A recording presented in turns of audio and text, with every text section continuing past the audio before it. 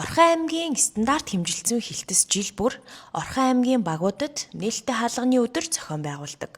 Энэхүү өдөрлөгөөр тус хилтэс иргэдэд үйл ажиллагаагаа танилцуулан зөвлөгөө өгч ажилладаг юм а.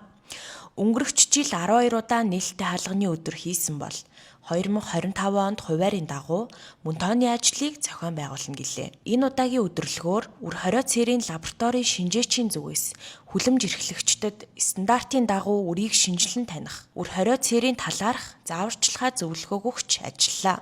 Бүх багуудтайгаа хуваар гаргаад багуудтайгаа хамтарч ажилладаг байгаа. Тухайн баг дээр ирээд өөрсдийнхөө үйл ажиллагааг яг бодитоор танилцуулах. За тэгээ газар дээр нь бас өслөг хийх энэ байдлаар мэдээлэл зөвлөгөө өгөх байдлаар ажилладаг байхгүй. Тэгээ өнөөдөр болохоор энэ Баян овоот, Яргуут гэдэг энэ багууд дээр ирж ажиллаж байна.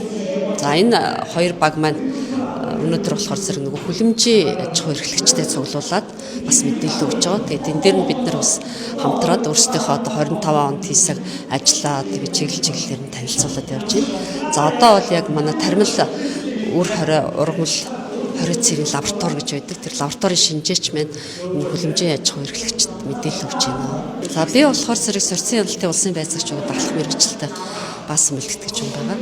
За энэ нийт байгууллагынхаа ерөнхий үйл ажиллагааны талаар дээр нь болохоор үн тэтгэлийг худалдаж авахдаа сорьцын баталгаатай ийм тэмдэгтэйг бараа бүтээгдэхүүнийг худалдаж аваарэ гэдэг байдлаар бас мэдээлэл өгөөд гарын авалгаар хангаад ингэж явж байна.